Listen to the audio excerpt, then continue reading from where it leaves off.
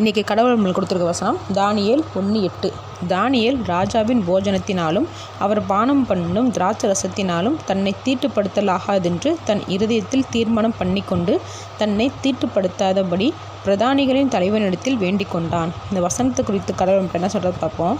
தானியேல் தன்னைத்தானே கெடுத்துக்கிற மாதிரி ஒரு வாய்ப்பு வருது. அது ராஜா கிட்ட இருந்து திராட்சை ரசம் சாப்பாடு மூலியமாக வருது.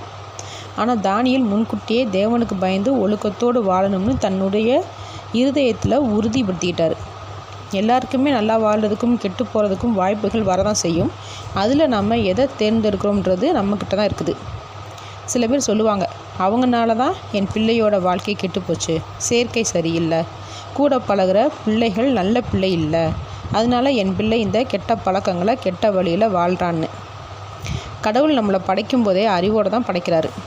ஒருத்தவங்க கெட்டவங்கன்னு ஆரம்பத்திலே தெரியும் போதேவும் அவங்கள விட்டு விலகாமல் அறிவை இழந்து அவங்களோட சேர்ந்துக்கிட்டு வாழ்க்கையை தொலைச்சிட்டு மற்றவங்கள காரணம் சொல்கிறதுல எந்த நியாயமும் இல்லை. அதனால் கெட்ட வாய்ப்புகள் வரும்போது நாம் தான் சுதாரித்து அறிவை இழக்காமல் அந்த வழியில் தேர்ந்தெடுக்காமல் இருக்கணும். ஆமேன்.